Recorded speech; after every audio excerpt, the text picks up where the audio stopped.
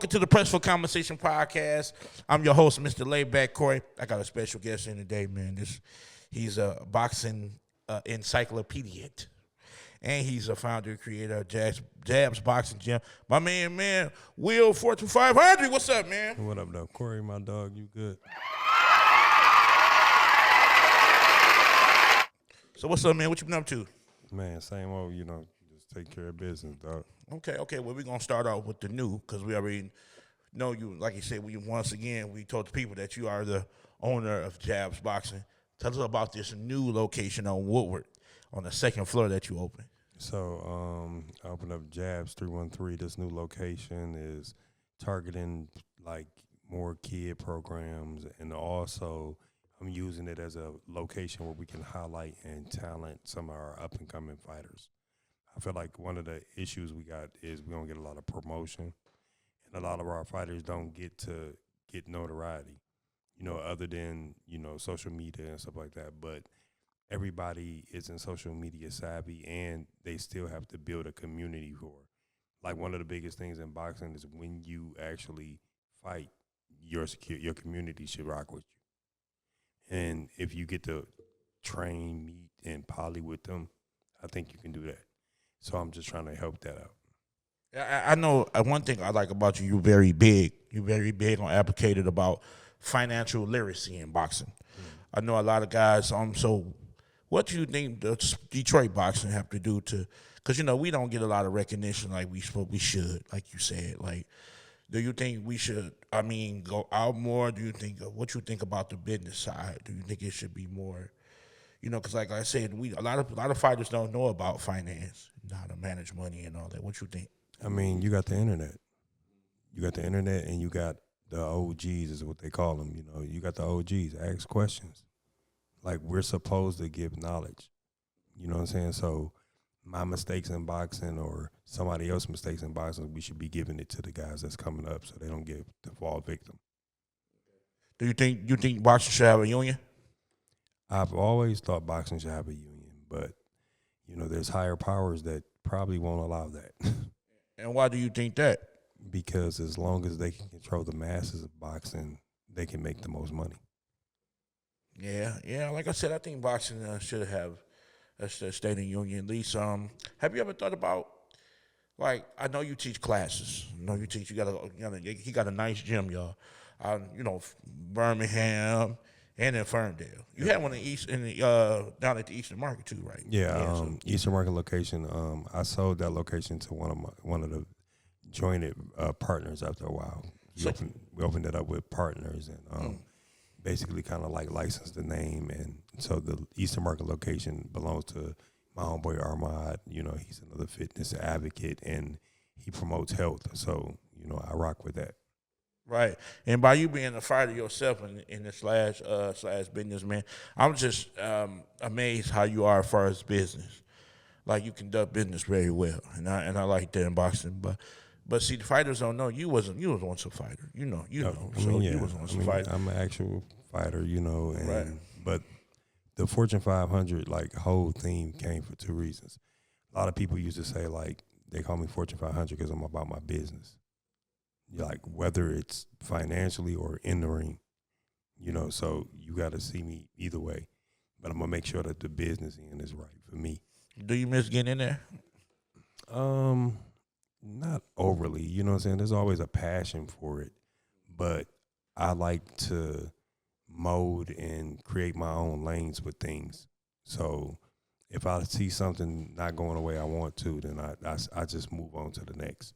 I'm not one of those people that get caught up in hype or exposure and all that. You know what I'm saying? One of the biggest things we learn about boxing is you got to throw the ego out the window to some extent. Now, what is the best experience we can get at Jabs Boxing Gym? Down at the gym, we basically have hit every aspect of boxing fitness, and even just mentoring. So, you know what I'm saying? Like, they always said boxing was a poor man's sport. And I always fight the narrative with that. Like, we're not. Boxing covers so many different bases. It's mental, physical, spiritual, boxing is one of the only things that they recommended for Parkinson's and all these different things, depression. So boxing is medicine. You don't have to get into boxing and necessarily fight. You know, you got your own kind of fights that you got to deal with every day in your life. But it helps you think through things. It helps you stay calm, map out an actual game plan, you know. So all the things in boxing that I took from it, I just want to give it to other people. And that's why the motto of my gyms will always be, we make life champions before ring champions. Right. They say boxing is very therapeutic for some fighters. But what does boxing does for Fortune 500? What have boxing done for you, and what is it still doing for you in today's era? I mean, one of the first things boxing did for me was it disciplined me to another level. It helped me get in tremendous shape. It helped me open up doors and meet people that I probably would have never met just doing something regular, you know, regular 9 to 5 or something. So it's just about what you do. You know, boxing opened all of these doors for me and opportunities. And all you got to do is take your opportunities and do what you do. So what is the biggest advice? What is Fortune 500? What is the biggest advice you're trying to give to the young fighters that's here in Detroit? The biggest thing is, number one, I want them to be business savvy. I always tell them boxing and business. They go hand in hand. You can have all the skills in the world, make it to be a champion, but we got so many champions that fell short from the number one goal in boxing, to me, is becoming financially secure. You know, a world title is awesome. You know, there's a lot of great things that you can do. But if you're just stuck on one mode of it, you don't understand. People don't think about it. Like, in boxing, you can make money just being a predominant sparring partner. You get paid every week. They pay for your food, your room and board. You send money home. Boom, you do that every week. I mean, it's a gig, you know, and it pays a nice amount of money. It's become basically a passionate hustle, basically. Yeah. You know, but that's what I'm saying. When they say the terminology, make boxing work for you. Is it okay? Say for instance, Fortune, because you're very bright-minded. Say for instance, if the fighter made $2 million, right? Mm-hmm. Is it fair that the manager and the promoter take more money off the top more than the fighter? It's really not that part of the game. It's not that. You know what I'm saying? I mean, they take the percentage that they're supposed to, or whatever was negotiated about. So you got to understand what goes into a manager's position, what goes into a promoter's position, and you get this. That way you understand what they put into it. You know what I'm saying? If somebody's constantly paying money out before you ever become a champion, or somebody if they're investing in you, then at some point the investment comes back. You need to understand that. Okay, what if some fighters can't get to the resources or doesn't know? What do you think they should do? Like, some fighters, they don't know. They just sign in contracts. They don't know what goes on, because the fighter job is to fight. You know, that's what they want us to do. Yeah. So what do you think? Like, what do you think they should do? What's the main, like, what do you think they should do before they even fill out a contract? The same thing they do what they do before they fight. Train, do your homework. You study an opponent. If you go into a situation and you didn't study the situation and you end up getting KO'd later on, then who can you really blame for that? Yeah, and you know what? It's always be the trainers. It'll always be the trainers that get blamed. Exactly. I don't think they don't understand that trainers get the end of the stick. They do, and it don't be their fault. You know what I'm saying? Sometimes the fighter, it don't listen. It don't listen. I think being in that square circle, it should be a privilege. I mean, if you're not listening in the gym, you shouldn't fight. You should let the person fight. That's just my thing, my motto, period, is to get in that square circle is a privilege, because you can get, like you said, somebody you will and have been killed in there. You can get hurt. Lots of people get killed. So, you know, it's just, but it's one thing to take punishment in the ring and then how to take punishment outside the ring. And the reason why I say punishment outside the ring is the payment. You get out the ring, it's like you get, nobody wants to get robbed, period, but it's really worse when you get robbed without a gun. Yeah. So that's why I say like a person like you, I think it's to be important in boxing because you always business. I mean, it was my Gibson curse also.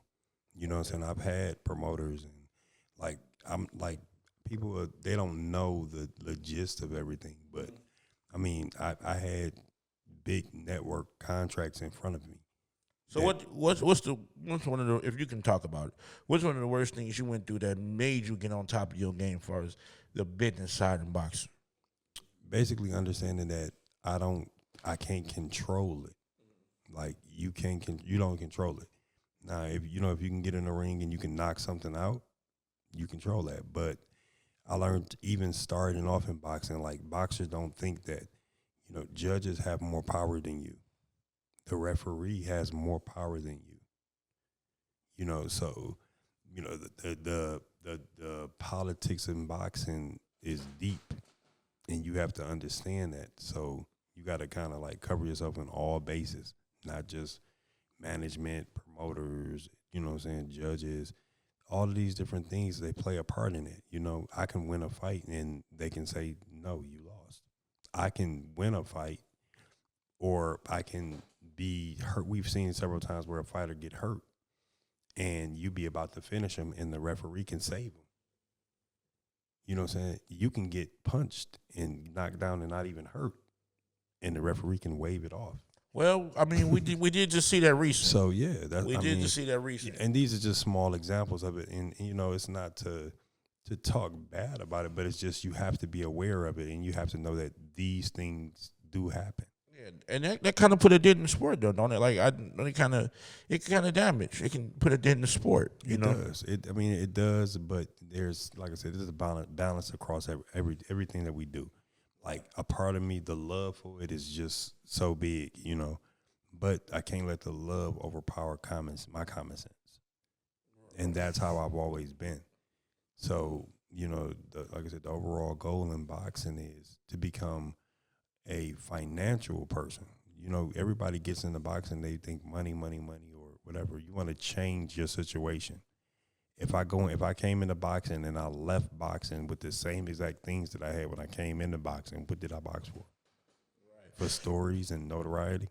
Right. It's a lot of managers in boxing. But have you thought about becoming a financial advisor for some of these boxers? At the moment, I told them I'll always be an advisor for now. That's as far as I want to go with it. Because like you said, the appreciation isn't the same. Or no one wants to hear the truth all the time. Yeah, and that could be a big deal breaker as well. But dealing with business and boxing, because amateurs, you ain't really dealing with money. You're not dealing with money at all unless they give you money per diem when you go out. But when you get ready to put those small gloves on that head, come off, you turn pro. You only turn pro one time. And it's all about dollars and cents. You know what I'm saying? So yeah. I wouldn't want somebody to tell me the truth, but I also want somebody to have a great track record.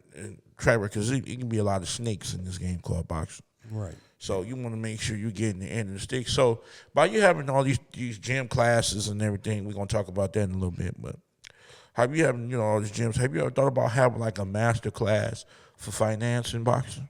I have a couple different like seminars and things like that I'll end up doing probably either the end of this year or the beginning of next year. My whole thing is putting the material together in the best sense that people can actually grasp what you're saying. I definitely believe that. Perfect. That's a great terminology, because like I said, the fighters need that. They need that, and it's better to come from a fighter that's been there, that knows. And the one thing I have respect for you about, too, besides the business part, you came under great tutelage of Greg, the Candyman Covington, which is an OG in boxing, that knows boxing. It's a boxing thesaurus. He's been there and done that. So you probably got more tutelages from him, too. You also got some great people over there coaching. My man Akil Miller, which is like family. My man Cornelius Locke, which is like family. So, and so on, so on. You know what I'm saying? You got some great people at Jazz Boxing Gym, and Jazz Boxing Gym is a great place to be. I visited a couple of times. Tell us about these classes you got. What days and times are your classes? I mean, we have classes every day, pretty much. But like I said, it's what are you looking for? We do like cardio boxing classes that are more fun, up tempo to help people get in shape, get them moving, and we get them a baseline of what boxing is. We have technical classes that have drills and a little mid work with it and stuff like that, where people want to know a little more in depth. And then we have like personal training and small group training. I've always told people, see, the biggest problem with boxing gyms is people are scared to come in. So And what do you think that is? I mean, because we know what boxing was made for. I mean, you know what I'm saying? Like, I love that Crunk is reinventing itself and things like that. But think about it. If back in the days, if you said you was going to Crunk, you knew you was going to go in there and you might get your head busted. So, like, everybody that comes in the boxing gyms, they automatically think they're going to get hit, or I got to do this, or I got to fight, and that's not what it is. Yeah, some people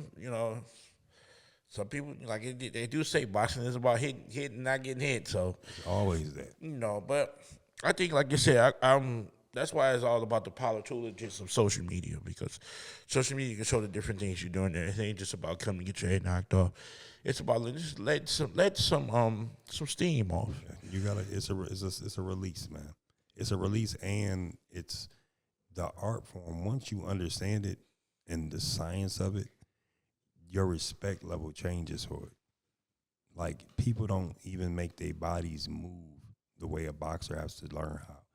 And it's weird because I tell people, so I designed the workout that's called Boyo, and Boyo is just boxing style of yoga. It's not the actual yoga, but because yoga is the only thing where I've seen people do the same type of thing where they actually just use the body mechanics in different ways and get results. Same thing in boxing. We use the body mechanics. If you're throwing a cross proper, you're working everything from the bottom to the top, but people don't learn that. What is the biggest pet peeve you see today in boxing that bother you? You're like, oh man, why is he doing that? My biggest pet peeve is just the hurry. Like how you spoke about the amateurs. I think a lot of these guys is rushing without gaining the knowledge that they want, and then they try to move super fast, and then they end up getting upset. Yeah, some people might be in boxing and make that quick dollar. I mean, you never know. Someone looking at them as dollar signs. But like you said, are they really getting paid? That is true. See what I'm saying? I just seen guys take fights that's unnecessary. Like, why are you fighting this guy? Like, why are you fighting this guy? You already fought in the amateurs several times. Like, I see it being on the big plateau. Like when Tank fought Lamont Rhodes, they fought in the amateurs 7 times, so a few times. So they know each other. You know what I'm saying? But I'm glad that Lamont Rhodes was able to make some money. You know what I'm saying? Biggest part about that. Right. So he was able to, and I thank Tank for that. Man, you put him like, okay, we're going to make some money. That's a blessing. He was able to make money and will be able to make money from this point on, a different type of money. Right. And it's almost a rematch, so there's more money involved. I mean, of course. But so you're only as good as your last fight. So right. How come Detroit doesn't get the big fights put on here? I mean, I still think that all of that even boils down just to funding. We got to do better at promoting what boxing is. I witnessed firsthand, like, you know what I'm saying, two of my favorite guys that I know and came up with that became world champions not get the recognition that they should have got in their own city. Yeah, that can't hurt. That can't hurt. Have you ever thought about promoting, or you just said you just leave it? I've thought about all of it, but I feel like it's all in due timing. Like when they see me switch over and do more just diehard boxing coaching, or jumping into promoting or management and stuff like that, I'm not doing it for finances or anything like that. I'm doing it strictly off the love, and I don't have any worries behind it. What you mean by like worries behind it? What do you mean by that? Because I feel like when you like most problems, even with the fighters, like imagine how many fighters do we have that have to work 9 to 5 jobs and then try to train. Everybody's worried about their finances. Me doing the things that I'm doing with the gyms it's building my brand, it's building the community, and if it's done in a proper setting, then we're not worried about dollars. Things make money, you know what I'm saying? And I'm not even a greedy person, so I want to keep opening the doors and educating and showing guys that there's ways to keep making boxing work for you. Right, because some people like I want mine off the top. You know what I'm saying? You know, they want theirs off the top. So that's good. You like that though, and great things. What time your gym's open? What time do you want to open it in Birmingham, Ferndale, and in Woodward? So usually, 5 a.m. or 6 a.m. Okay, that's early. That ain't bad. Early for who though? That's the thing. So you well, the seniors might come. The seniors will come early if you got seniors. It's actually your professionals. Oh, they don't train at night. Your most successful people train in the morning. You know why? Because they get it done before they go to work and start doing everything else. Oh, okay, yeah, that makes sense. Like I said, pros is different. Pros is different. What do you see Detroit boxing going in the next? I'm not gonna say 5 years because it's done. In the next 2 years. I think boxing we're getting more notoriety. There's becoming a bigger spotlight on Detroit again. So that's good. So I think we'll be in a good place where we'll at least see consistent shows coming to bigger venues. You know what I'm saying? I love the venues that we've used, and, Carlos do a great job because Motor City is, pretty much almost the only casino that produces the fights. So, that's good, not just in the city and as a venue. It's also good on the records of fighters, right? Because they're not considered club shows. Exactly. And I see Demetrius Alito be here a lot too, so let's shout out to him as well. Yeah, shout out to Demetrius always. He got like a big show. But he did the same thing, you know what I'm saying? But him and Carlos, you know what I'm saying? They keeping a lot of things going for the city. I like the fact that Carlos will let anybody get on his card. They trying to push themselves. Carlos is a brand that if you want to showcase your talent beginning, come to me. And he's an open door. And that's one thing I like about the Motor City and what Carlos got going on. He's not afraid to a fighter trying to get their feet wet. You want to turn pro? Call me. We can make it happen. I feel like he definitely does a lot of different things to support the guys to get them moving and keeping them active. Yeah, I really think you should start throwing shows too. Fortunately, I think you really should start doing them because, like you said, you know about the finances, you know what it takes, and I think you have the ability and intelligence to throw on the show. I think so. Well, I appreciate that, and like I said, we'll see how it goes. It's a game plan, man. We rolling it out. 12-round fight, baby. I'm in the middle. Right.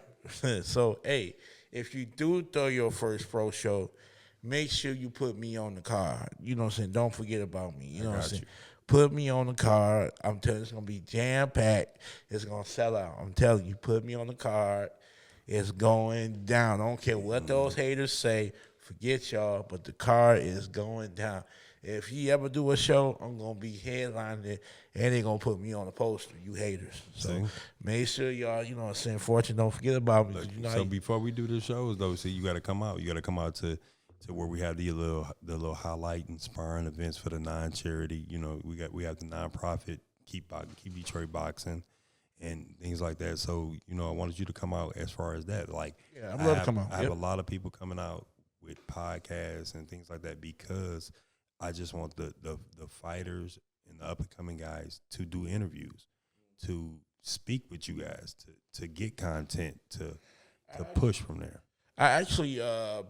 I'm about to start me a little radio show too, because everybody think podcast, radio, same thing. It's not. It's totally different. When the difference is about the podcast is pre-recorded. Radio is live wherever you at. Whatever's going on radio is going on right then and there. It's always ran by a transmitter. And you have different demographics. I mean, probably think the same thing about radio. They using microphones and things that are showing now on camera. Because, back then, they just had the sequences, you know what I'm saying, to the FM dials. So I know radio just as live as podcasting. I love both, you know what I'm saying. But I built a Detroit boxing radio show. Shout out to 88.1 WHPR. I had built the boxing radio show because fighters in Detroit are not getting heard as much as they need to. Exactly. And this is why I built the radio show, because of that. Because boxers is not getting heard, managers is not getting heard. That's why I built a radio show. But besides that, what really hurts me, Fortune, is when I see Detroit fighters as pros fighting each other. Why? Why are you fighting each other? You already did it in amateurs. Why are you fighting each other for what, $3,000-$5,000? It's no money. Like you said, but it's not about the money for all of them. They want to fight. We know that we come from a competitive city, So at some point, I mean, everybody want to be the man. I mean, so. But which is no problem. I get it. Mm-hmm. But don't you want to be the man the smart way? Yeah, I mean, I want to be the man the smart way, but I mean, not saying that it's not smart. Just my thing with even the locals fighting each other, guys, just make sure that it's worth what it should be worth. What makes sense? That's it. That's it. That's why I see fighters fighting each other, 8-round fights and 5 minutes. I'm like, what are you doing? Like, for how much money? Yeah, that's what like, I'm on that. Listen, you know how Jake Paul and his brother B. Look, I be telling people, now listen, I love everybody, but if they put the right amount of money in front of me, we gonna throw down, brother. That's all it is. Oh yeah. But it's worth your while, So what makes dollars? What makes sense? This is only fair, but we shouldn't fight each other from here because we already have a hard time getting out of here. We already don't get looked at as much. And Detroit boxing is where it's at. We come from the nitty gritty, so we get it harder. We dish it out through the gloves the hard way. So but for the people out there that's watching this podcast, man, what can they find Fortune 500? They can find me on IG at Fortune 5 HUN. You can find me at Willie Fortune on Facebook. Just really it's Fortune 500. Just Google me. Siri and Alexa know me. You heard that, y'all. But like I said, we appreciate you, Fortune 500, for coming through, man. Make sure if y'all ever in Detroit, man, stop by Jabs Boxing Club. Yeah, y'all gotta come by Jabs. Y'all will not be disappointed. I went there before and I stayed for a while. I'm telling you, it's a great place to be. It's very, very pleasable, family oriented, and man, like I said, my man Fortune 500 will be there and others. We thank you for coming in today. Man, appreciate y'all. All right, y'all. This is the Press for Conversation podcast. I'm your host, Mr. Layback Corey. See you soon. Peace.